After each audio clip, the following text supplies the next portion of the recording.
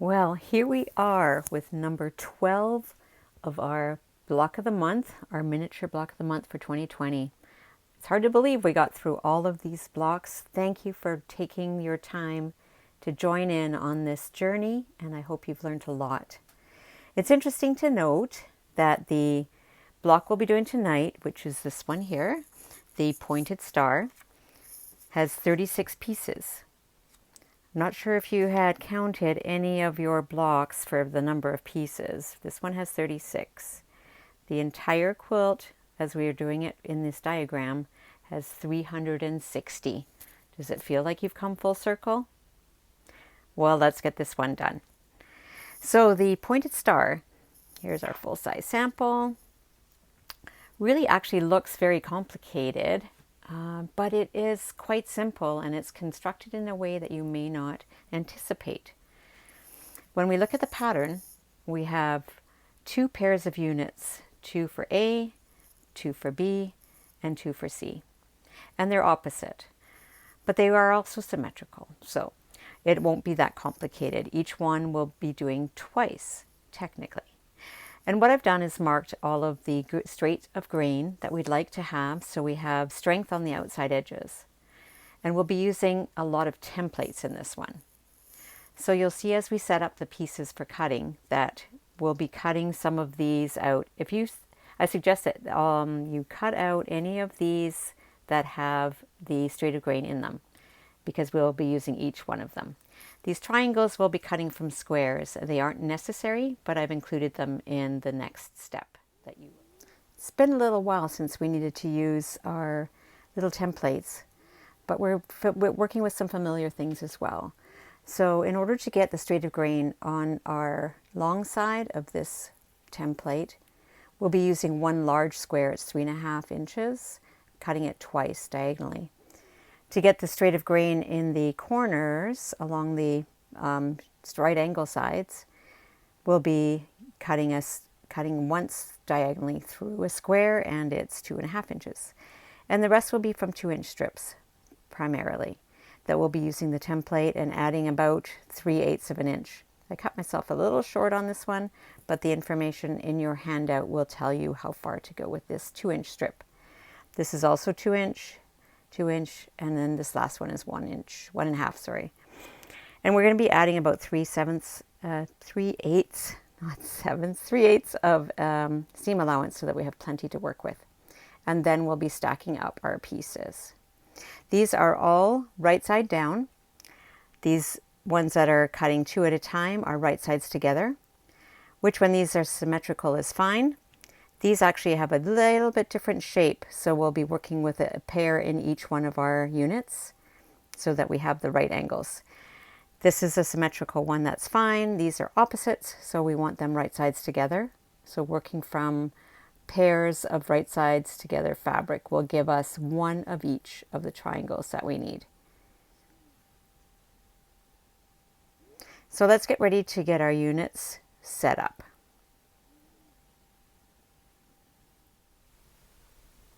It's not often that I set up my pieces in this way before I stack them, but I wanted to show you a few things that were going to be happening.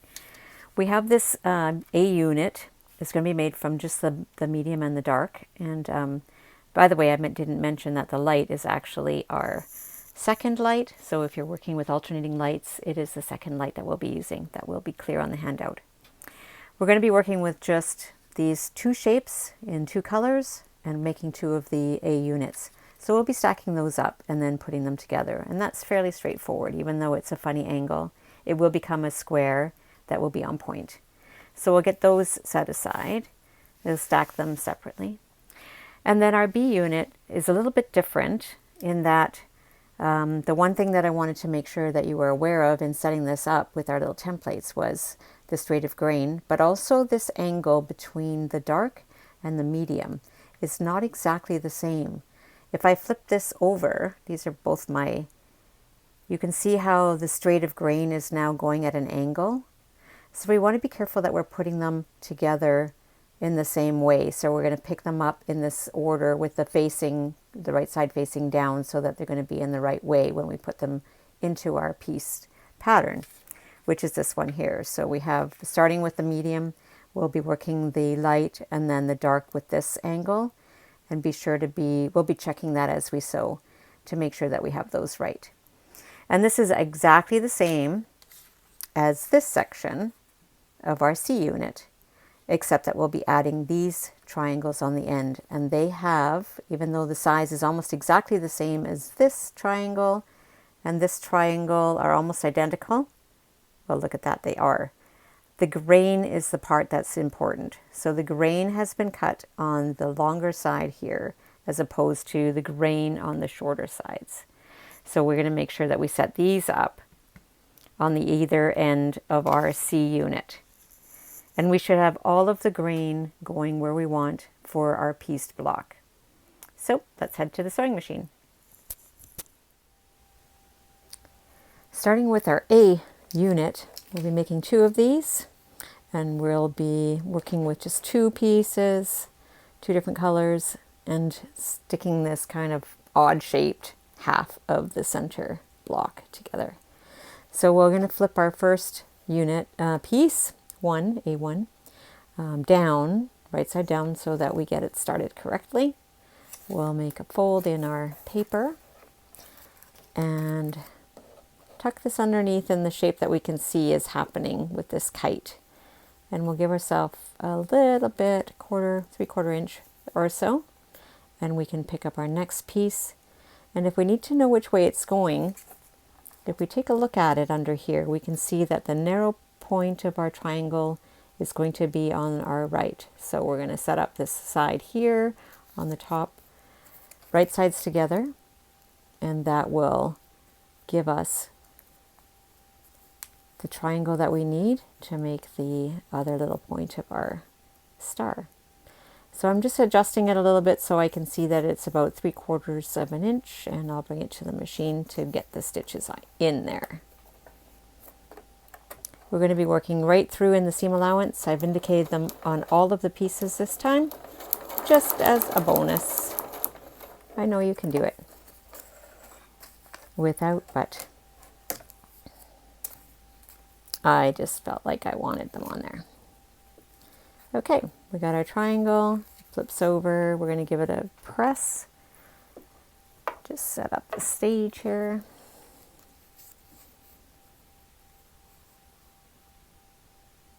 We didn't go into the opposite side of that seam allowance so that we have room for the other pieces, because we will be coming this way twice more, and we'll finish off with the last one to go right into the seam allowance and hold everything together. Okay, for number 3, we're getting a trim, 3/4 or less of an inch.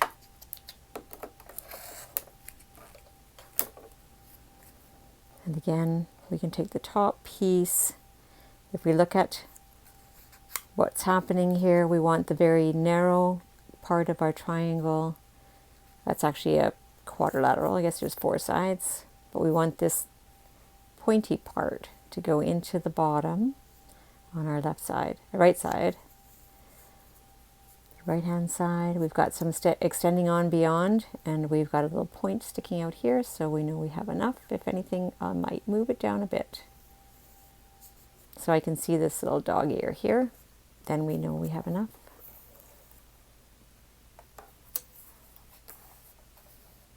This is a really great way to make little tiny blocks that are really pretty.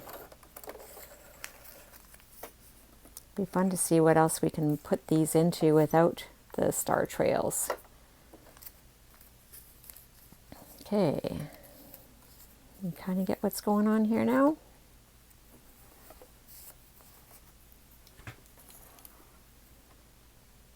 Quick little press.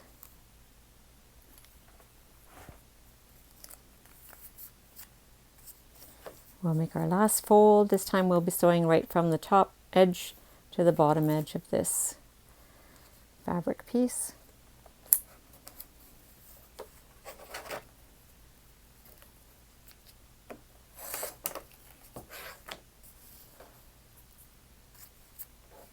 And again, we can kind of see the shape of the triangle here, But if we needed to check, we know that the narrow point is coming into the bottom of this right-hand side. And we just scooch it so that we can see we've got a little bit hanging off the end here. And that should give us a good guide.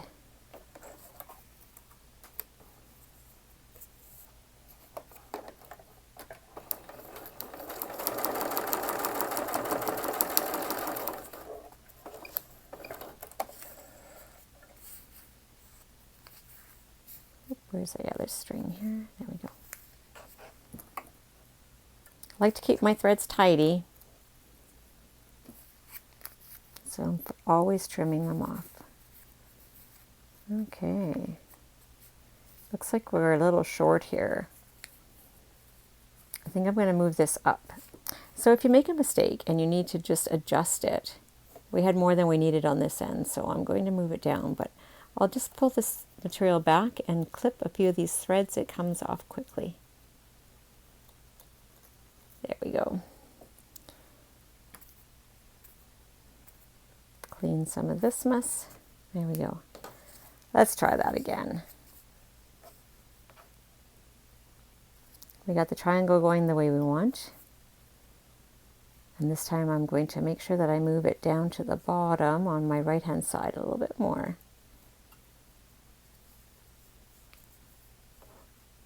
Might be just on the small side for our trimming.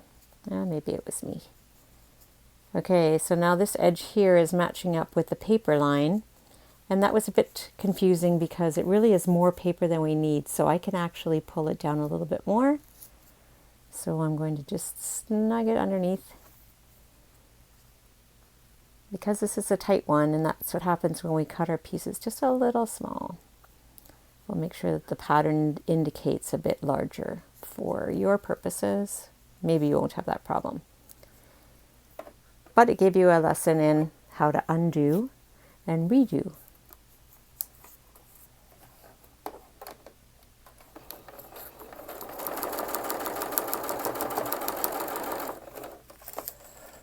Let's see how this one works out.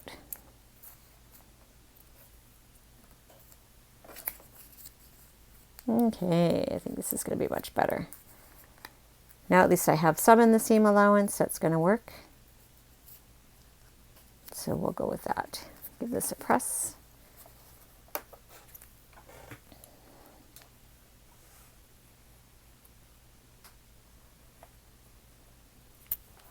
It's always nice when the paper is just outside of our sash lines, dotted line, if that's what it's called, so that we don't worry about going too far on the outside edge. This will work though. So what we'll do now is we'll give it a really good press, and we'll get the other one, and then we'll put them together. Unit B has a few challenges, and it's really mostly because of this B2 triangle. It's difficult maybe to see, but the angle against B3 is slightly sharper as opposed to B1, or maybe that one's sharper. Regardless, it's not quite halfway. If you fold this in half, the point isn't going to be in the middle. So what we want to do is make sure that we have these angles right, as we did when we set it up on our cutting table. We're going to lay them down right side down, because the first one will always be that way. But in order to make sure that we have this one the way that we want to be sure that it's the right angle. You can see right now, if I have the bottom of my medium piece on the straight line of my mat and I put this one against it, it's going to be a different angle. It's leading a bit towards the right hand side. So what we'll do is we'll swap it with this one, and then it doesn't matter really how you had picked them up. This is one way to double check.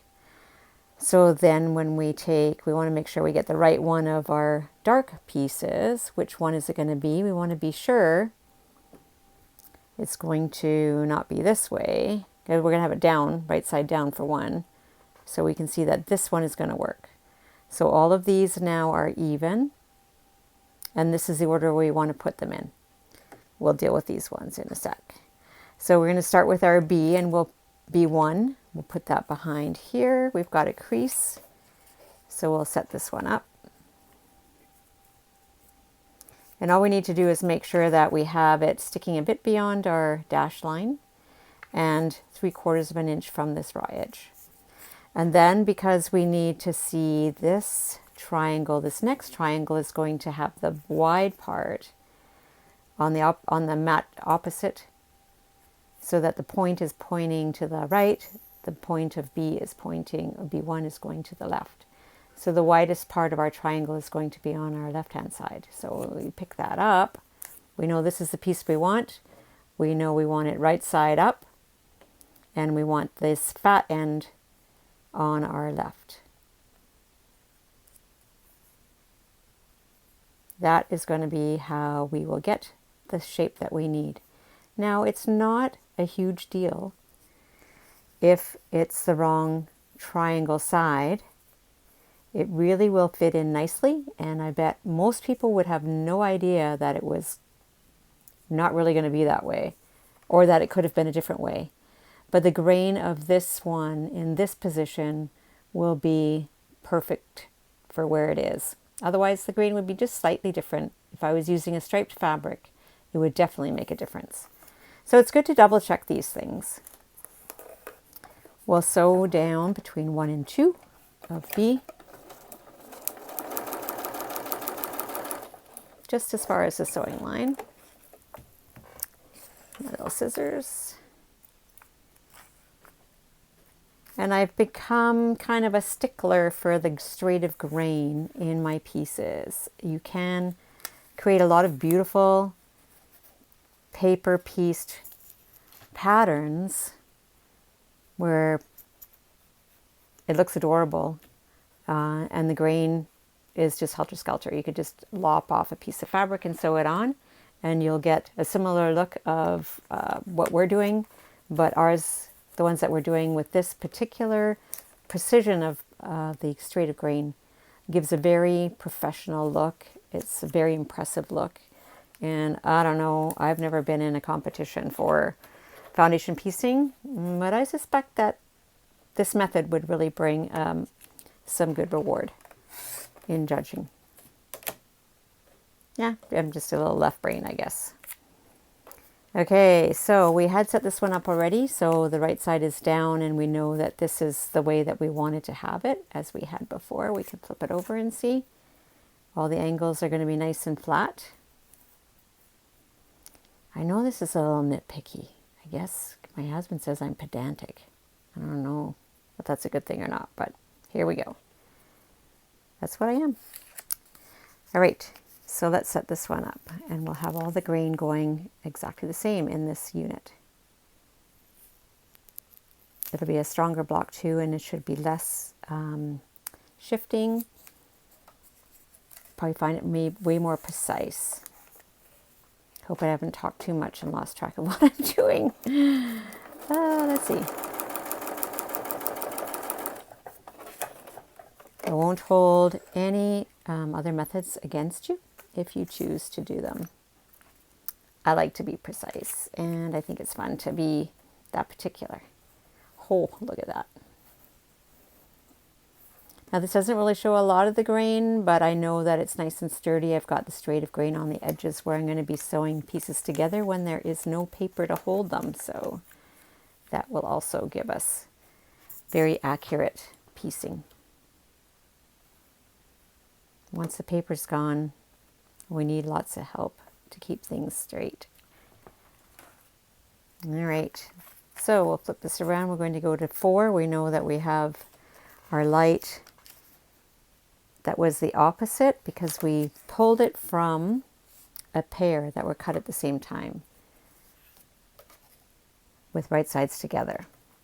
That's what we will get, is opposites as the dark were cut at the same time. So again, we're going to be looking for the wide part on our right hand side this time. And we want the right side against the right side of our medium. And then we just got to make sure that we have, I can just barely see the line, the top of my triangle here. So I know that I have enough on this end, and there's some sticking off the paper, so we should be good for amount of fabric to cover the seam allowance well.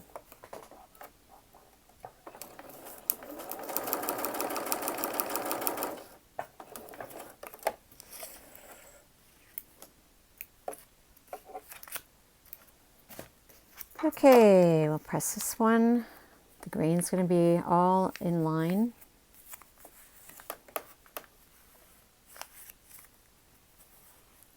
I love these little tight points. Foundation piecing is incredible for giving us those nice crisp points that end where they should. We can get really nice and sharp. Okay, so we got our dark.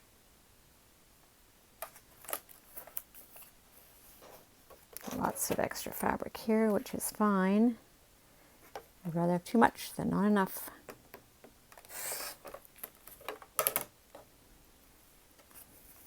And you can see the right angle here. This pattern piece here, we're going to put the right angle of our dark to match that.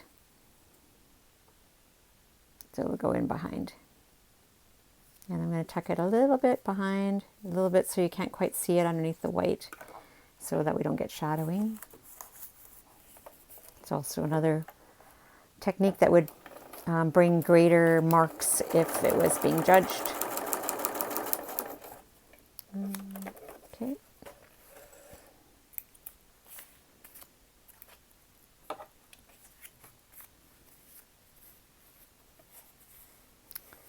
This type of triangle is great to do in foundation piecing if you're doing very pointy stars of any sort.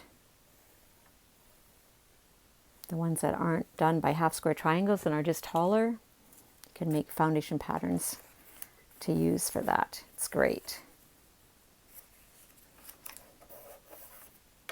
Okay, one piece left in our B unit.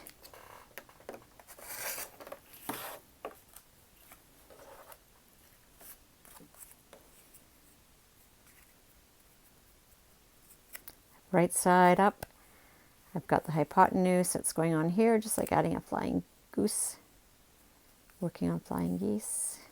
It's a similar thing. It's going to give us our corner, our triangle, the corner of our square.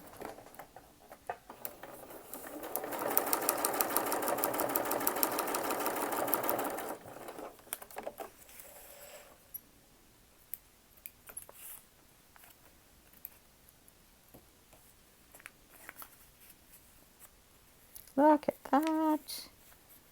Beautiful point on our medium there.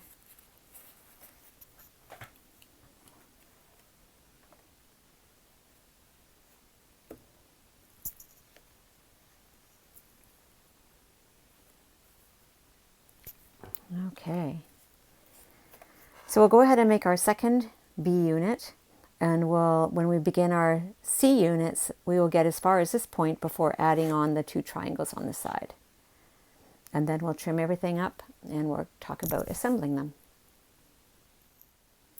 Okay, I've completed my two unit B's and I'm working on my unit C, and I have as far as the little peaks of our star, and I have 3 triangles left. I just want to make sure that I have the right triangle going in the right spot, because we have cut them differently even though they end up being exactly the same size. So what we want in this corner here is to have the straight of grain going on this outside right angle edge. And these ones we want going on the long side. So we have to take a look at these in case we got them mixed up to see where the stretch is. This is obviously the stretch on the hypotenuse. These on this edge, this is not stretchy on the hypotenuse. So this one and this one have the straight of grain along this side and will fit on the outside triangles of our C unit.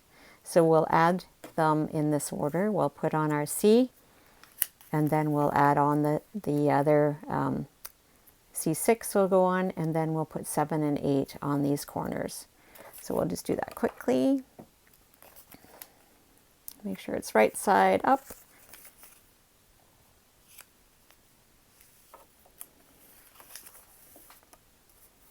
Open the paper.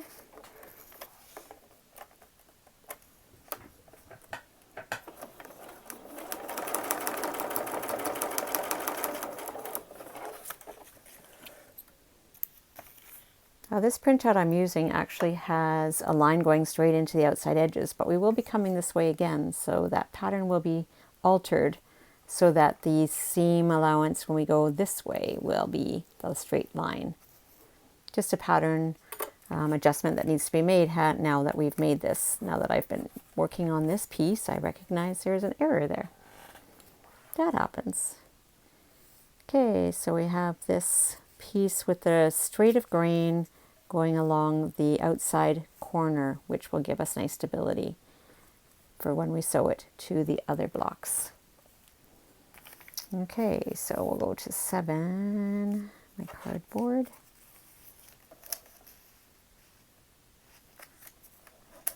And you can see we're coming back along this way, so we want to make sure that's out of the way.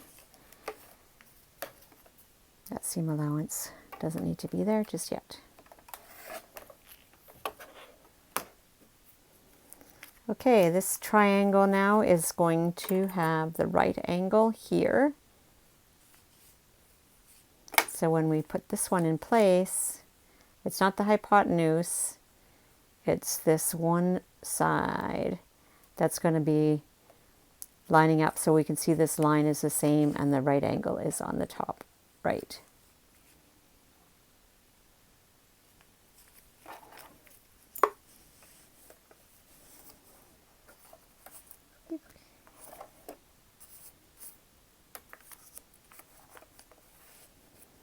And we will go from the outside raw edge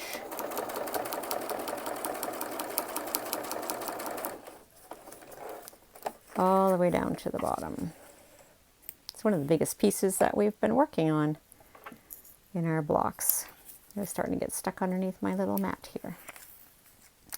Okay, that looks great. We'll quickly press this.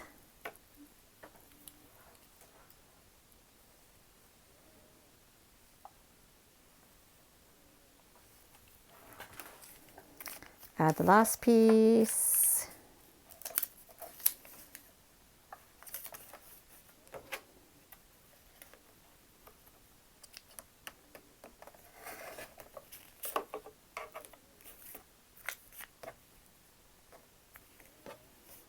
And again, we can see our right angle is going to be here, the hypotenuse long side.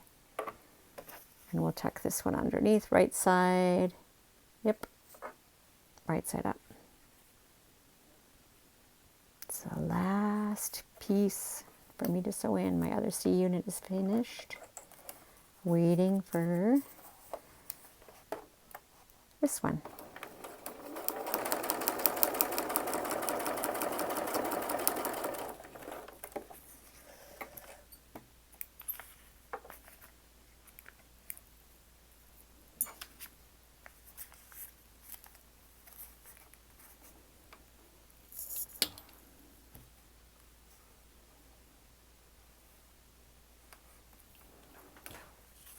All right. So we're going to be trimming the edges that we'll be sewing and removing the paper, and we'll get ready to assemble our little pieces. All right, we've got 2 A units, Unit A, Unit B, and Unit C. You can kind of see how that's all going to go together. But let's just work through the process. So our 2 A units, Unit A, never remember which one it should be. We're going to match these up so that the seams are going to snug up tight, and our dog ears will match right at the 1/4 inch on both edges of this. So let's put this gently under the sewing machine. I gotta hang on to my string so it doesn't go wandering, get in the way. A little bit of bulk, so we'll just take it easy here.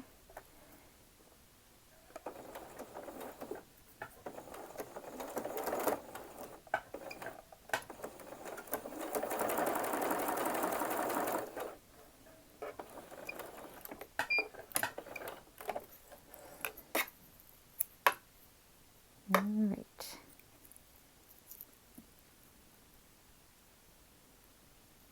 Here is our little center. And what we'll do now is press our seams. They kind of want to go apart, so we're going to let them kind of do that. So we'll just give this a quick press.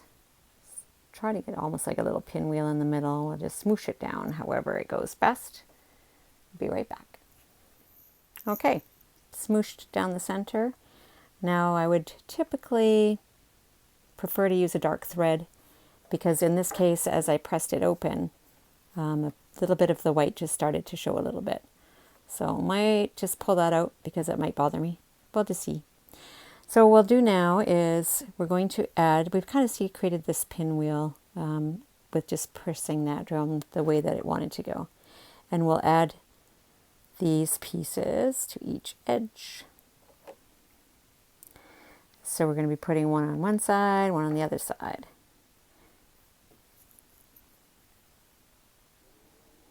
And these seams are going in the same direction, so it does create a little bit of a bulk. The pattern could be rewritten so that they go opposite, but can't avoid it all the time.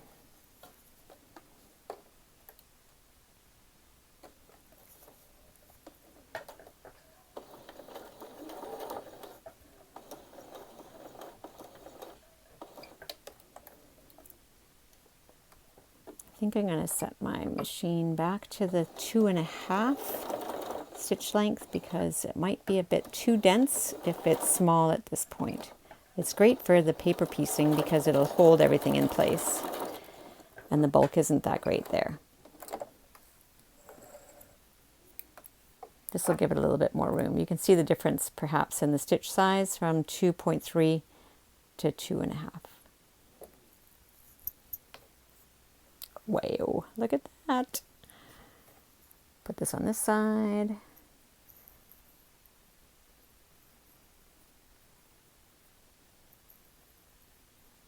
When the pieces are this small, you really don't even need to pin them. Everything's been trimmed. If you've trimmed it to the 1/4 inch exactly from your paper pattern, they should fit together nicely.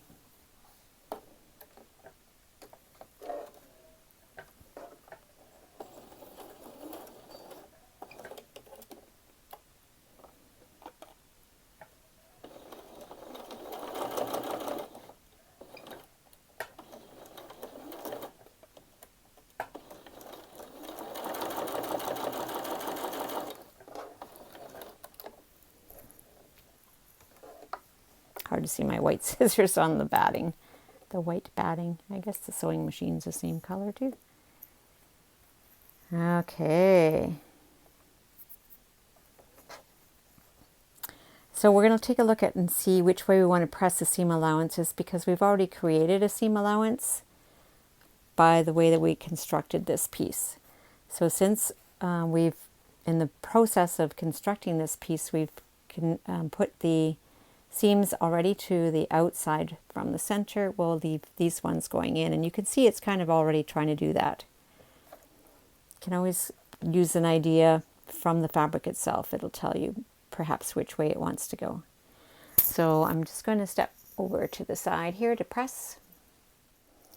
Now we've got these seams pressed in, this one is pressed out, and we can let these snug up to each other.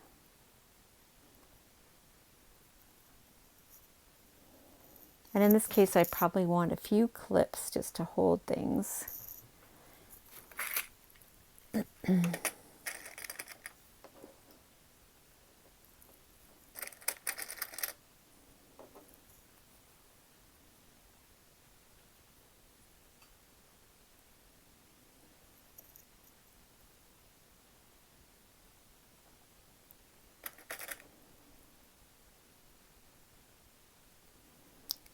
think I only need 2.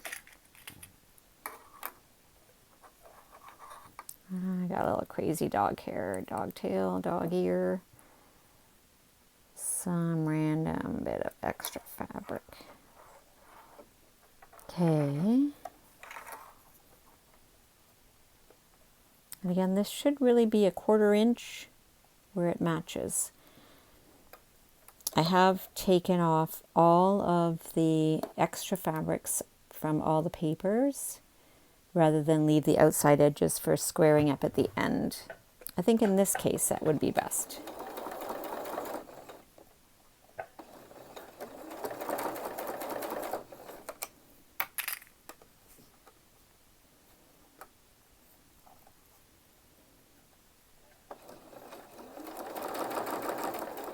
Here's a big bulky part. Let's give this the foot just a little bit of an advantage by giving it a bit of space to let everything settle underneath.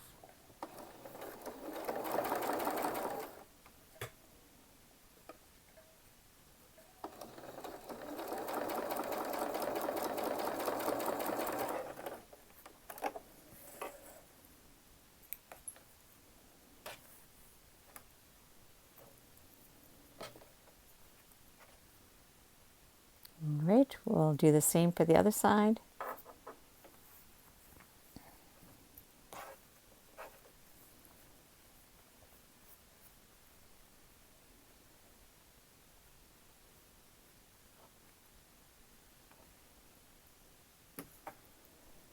Clip.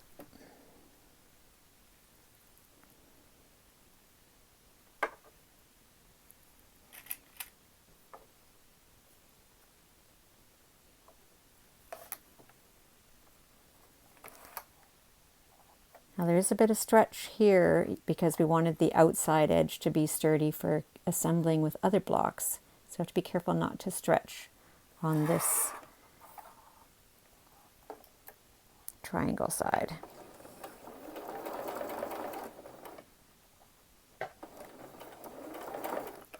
Come on.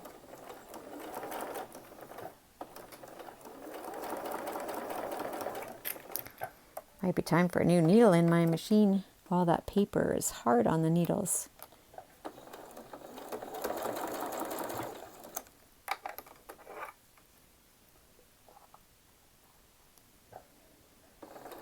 Okay, I just want to make sure I can feel the seams bumping against each other.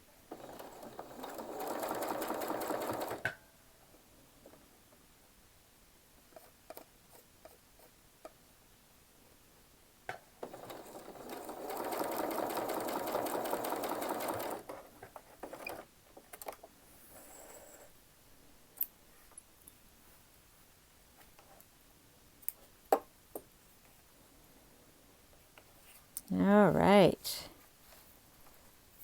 These seams really sat well nicely together. It's amazing how this can look like it's actually one piece of material, which would be a trick to sew in for sure. But we did it in smaller pieces. Let's see where the seams kind of want to go. Looks like at the end they won't tend to want to go out. There's the least resistance there. You could press it out from the center again, but I think I might press it flatter by opening it up. Just have to see which way it feels more bulky. Actually, it feels pretty good going this way, out from the center. So I'm going to give that a good press, and then I'll trim off the dog ears, and it'll be done. Hope you've had fun, and I can't wait to see some of the completed blocks in a quilt.